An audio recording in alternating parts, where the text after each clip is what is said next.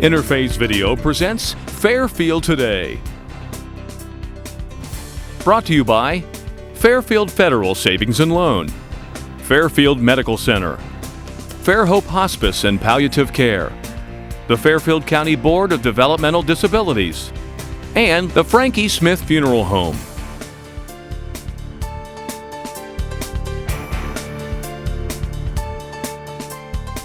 Hi, and welcome to Fairfield Today. My name is Rick Schneider, community educator with Fairhope Hospice and Palliative Care, and Denise Bauer, our normal co-host, or actually our host, is off today. Joining me is one of our community educators, Kim Shook. Kim, good to see you. Well, hello there. And also is another community educator, Laura Kennedy. Laura, how are you doing? I'm happy to be here. Well, absolutely. And, Kim, we've had several community educators, and you cover a certain area in your field as far as... Yes, in our service area, I cover all of Fairfield County. Okay. Also up to Canal Winchester and Pickerington, and we also cover Pickaway together. Oh, okay. And Laura, what area do you service? I service Athens, Hocking, and Perry County. Oh, okay. And then I help her with Pickaway. Okay. Yeah, Pickaway's kind of, we do like the edge of Pickaway County. And one of our hallmarks is we go where we can. We're not politically bound. And some people think we can only do Fairfield County or Hocking or Perry. We're allowed to go wherever we can reasonably go. Typically about an hour within the Pickering house. That way we're not overextending our patients or their families and the staff. Okay. Laura, what I guess the first question, the question I've always received, I still do, is why are you here? How can you work here? Well, I come from a background of about 16 years in long-term care. Okay. And I've dealt with hospice companies in the past in that field. And Fairhope is just one that has always stood out. I've dealt with them professionally and personally with family members. Okay. And I love everything that they're about and their philosophies on no one dies alone. Okay. And just the way that they are compassionate with the family members even. So it just stood out. This opportunity presented itself, and I jumped on it. Well, Laura, you brought up a good point that you have personal experience, and that seems to be what brings them over as far as people have heard of hospice. And Kim, really, it's the same with you. You've had personal experience. Yes. So it's very good care that you can, after you experience the care with a family member, then you can also have a heart to convey it better once you've experienced the care. Oh, yeah, and I had my sister-in-law in service, and even though I've known all of our staff for years, when they came in as doing their job, I was floored. The sensitivity, the relaxing feeling they brought, the ambiance. And I always felt the cavalry was here. It's just a comfort to have all of that support in all different areas of the person that is going through this journey. Yeah. Well, Laura, I like what you said about you dealt with other hospices, so Yes. you had a basis to compare. We figure we're their best. I mean, that should be obvious. There's But only you one, actually- that would be Fairhope. Fairhope, yep, home to Pickering House. But it is interesting that you did pick us. And I can remember I was at something in Hocking County, Logan. It was like a chamber event. Chamber dinner. Yeah, and you came over and introduced yourself that you were interested in wanting to be with us. And I go, well, that's kind of interesting because most people don't want anything to do. I don't know. But you understood. I do. I understand deeply, and you're correct. Dealing with it professionally, you see hospice come in, and you're grateful for the relief that the families and you see in their faces because they do become part of your life.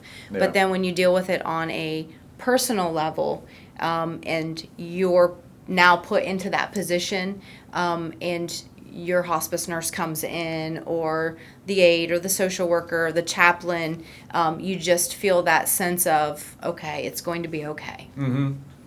Yeah, I, again, have had the personal experience, and like when you're talking to people, when you make a call to an event or a doctor's office, you can talk about it. Not talk at them, but talk with them because you've experienced that.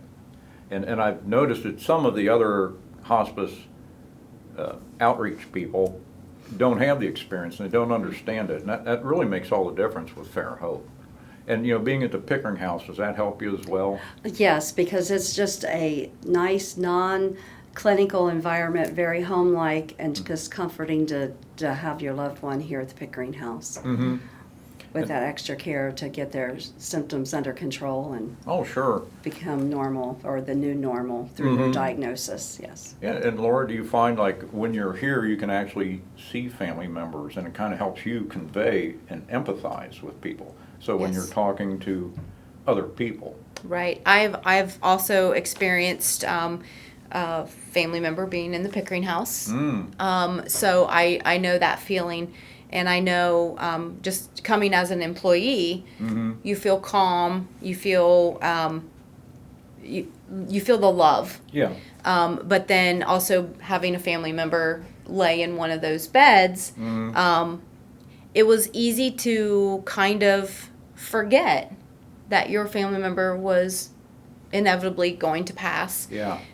You got to just feel that comfort. But in the background, there was those people that were going to help you when that time came. So you were kind of able to relax. Yeah. Well, you know, Kim, that's a good point Laura brought up, in that you almost forget what's going on. We bring people back to just living, Yep.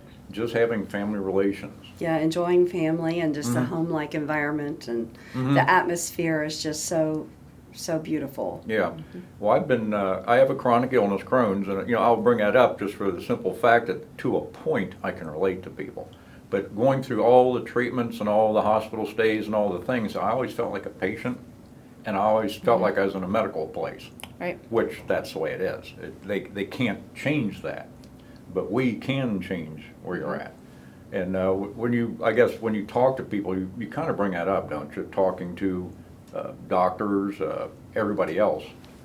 You know. Yeah, once you have experienced the care that our staff can provide, it's so much easier to convey that to the community when you're out, when we go to our facilities and the physician offices and our community events, to express that sincere care that you've received Yeah. for your loved one. Oh, that makes all the difference. I know car salesmen that, you know, unless you've driven the car, you really can't sell it. You know, it's really cool, but, you know, they can feel the turns, they can feel the controls, and that's what all of us have experienced Fairhope. So we can, from the heart, talk about what we do. So as far as you're not necessarily sales, I guess what do we do? We're make just people out aware? there educating Yeah, the community. It's not like you're selling anything, because it's not a tangible. It's a service that we can provide. Yeah. So it's more of just conveying that compassionate care that's genuine, and the total care that we can provide the family and Yeah. their loved one that's going through that. Yeah, it's kind of like we're selling the sizzle and not the steak. You know, we're selling the effect of what we do, really the comfort, you know, and the peace of mind, and the fact that we are different from the medical community.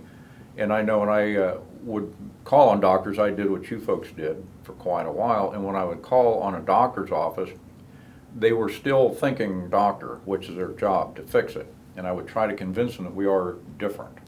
We are not medical, what you do, curative. We are medical, dealing with the symptoms, pain, or any other problems they have with the illness. You know, with chemotherapy, there can be upset stomach and hair loss and all that.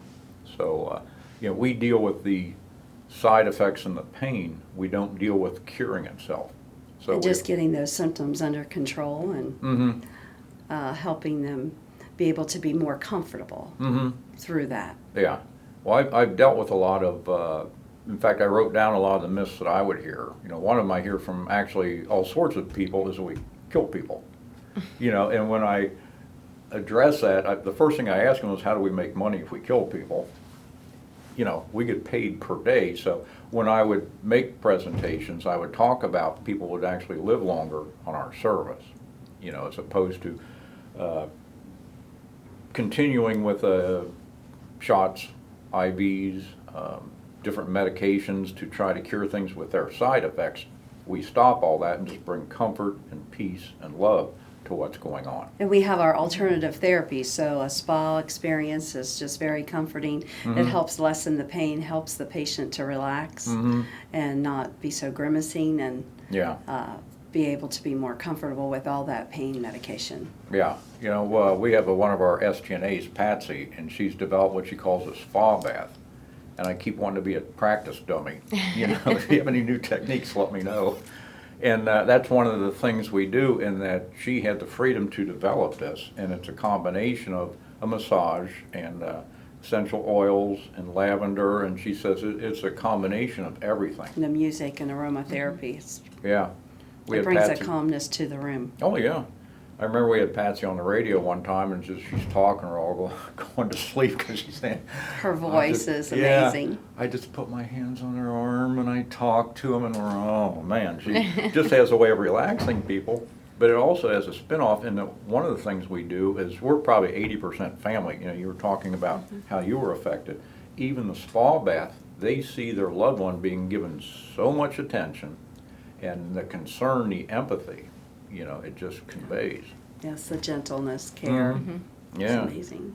So I guess, Lord, is there, I always had a problem, are there goals you can meet as far as doing the outreach, referrals to see how you've done?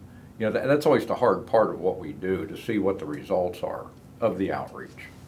You know, I personally check to see how our facilities are doing, and you can tell, like, if you've been in there in our different places that we go, and the area, if you have more patients than you used to have, or things like that. The more you educate the community, and I know you've done some of that now with your area. I feel just getting out there and educating the people that, the community, because when you're needed, they need to know that you're there and have your name in their mind, so that they know when that stressful time comes and you get that news, and they've decided that it's time to it's the inevitable. Death is the inevitable. Yeah. So you can make it as comfortable as you want, and we're here for that. So I just want to educate the community, the facilities, family members,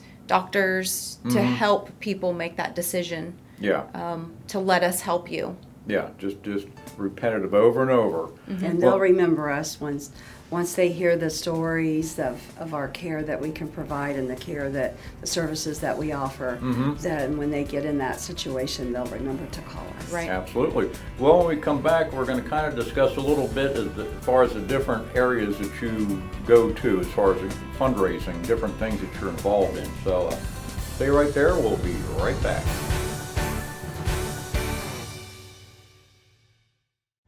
The Frank E. Smith Funeral Home and Crematory in Lancaster and the Johnson Smith Funeral Home in Baltimore have a long and wonderful history of serving our community. Feel free to give us a call at 740-653-0652. Stop in and see us at either of our two locations, 405 North Columbus Street in Lancaster or 207 South Main Street in Baltimore. Respect for tradition, regard for change.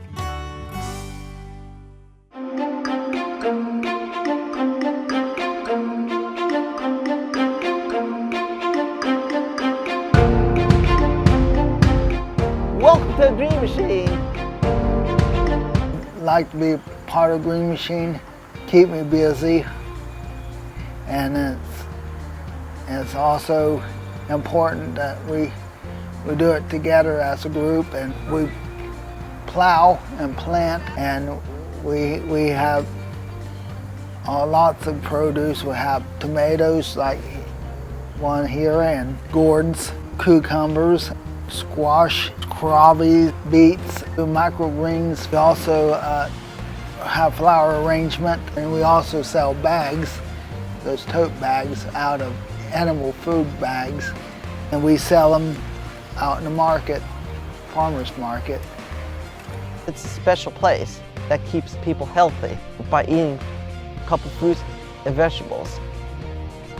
I always show people, first time they pick raspberries and green beans, I show them how to do it like they do it wrong. Picking raspberries and green beans is simple, easy for me. When entering some things in the fair like pumpkins, the gourds were growing, and everyone likes them.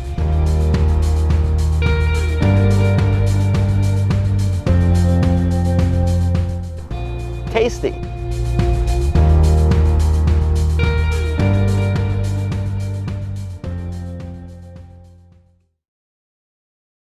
Fairfield Medical Center took care of me like I was family.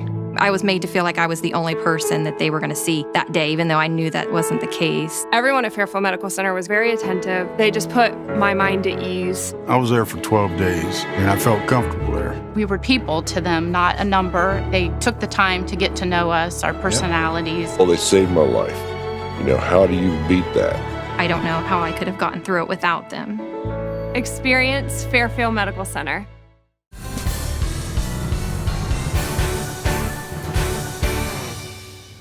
Hi, welcome back. I'm Rick Schneider, community educator at Fairhope Hospice and Palliative Care, and today we're all community educators all the time. With me is Kim Shook, community educator from the Fairfield, Pickerington, Pickaway County area, and Laura Kennedy handles the Athens, Perry, and Hocking County areas. Yes. And a little bit of Pickaway. Yes, and we do the little southern part of Licking County too, up at Pataskala and Heath. Yep, area. and we've been through like Heath. I always get Heber and Heath mixed up. A little bit of Newark. Yeah, Interstate 70, right in that area, because like you had mentioned earlier, they're within about an hour from the Pickering house, or less. We try to keep close if we can. Well, we were talking about educating the community, and there's many ways of doing it, and one of it is just simply being out in the community. I mean, so there's a lot of public events that we go to. We go to the county fairs. Yes, we'll be at the Fairfield County Fair and parades. We was at the Baltimore Festival and the Carroll Community Festival parades. We did those this summer. That was something different for us to. Yeah. Well, one of these days I'm going to get the stilts and have like the 10-foot long legs, and I'm going to be going with the top hat and waving to everybody. That's in the future, so don't worry. And Laura, do you go to the county fairs or? Yes, we will actually be at the Hocking County Fair. It is the entire second week of September. Oh, okay. So we will be in the Arts and Crafts building. We'll have our booth set up there, so people can stop by and see us and share their stories if they have them. Yeah, that's a good point, Laura. So many times when we go to the fairs, somebody will come up and just thank us and talk to us, and because they can't, or maybe they don't want to come to the Pickering house and just say thank you. You know, Right. we are like a lightning rod, where now's their chance, and it's unexpected. They didn't know we'd be there, and they just come over, and it is amazing. When they start talking about what we do, it makes me proud to be here. Well, and they share their story, and it becomes emotional, like a little bit of a memorial or memory place for them to come to the fairs and share their story.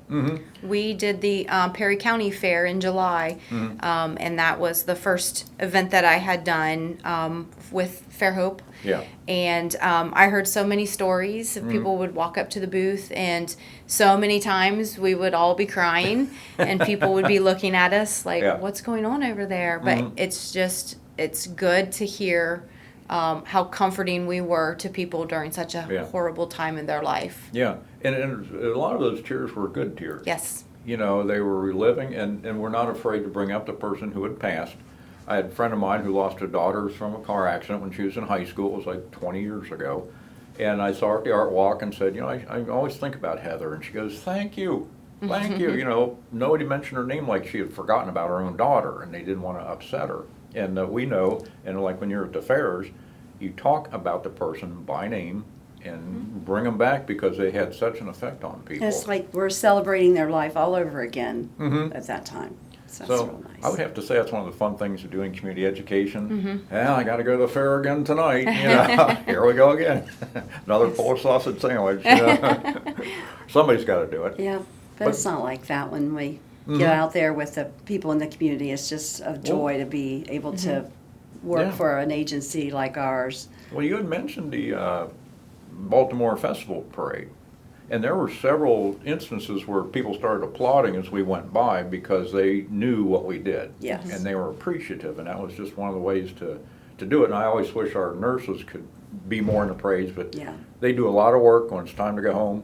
they go home. So they don't want to come on their off time, but Yeah. it's very heartwarming when you get that recognition Oh, yeah. for our company, our agency, Mm-hmm. to know that we have that care that we can give back to the community. Yeah.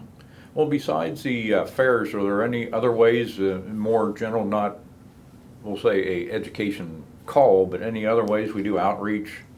We do health fairs, and we have one coming up October 18th at the Lancaster Campground Activity Building. Oh, okay. And so it'll be from 10 to 2, October 18th, on a Friday, and it will be a health fair and job fair combined. Oh, okay. So any of our facilities that are out there in the community that are hiring, people can come if they're wanting to get into the healthcare workforce. Okay. They'll be able to apply at these different places at that job fair. So we attend, I'll say public, but conventions or health fairs or different outreach like that. Yes.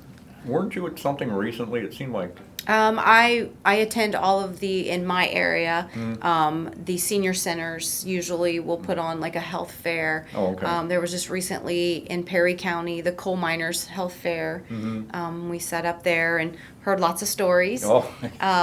And it's nice to see some gentlemen that's maybe lost their wives, and just to see the thankfulness in their face. You know, men aren't really good about showing a lot of emotion, but you can see the thankfulness in their face, and how we kind of just got them through. Yeah. And one gentleman actually mentioned to me that he knows that we always have his back. So that's nice. And I know his wife had passed, I believe he said like 5 years ago, but he has never forgotten Absolutely. how Fairhope helped him cope and get through the death of his wife. So that was nice to hear. The Hawking County Senior Center has a health fair coming up in October. Oh, okay.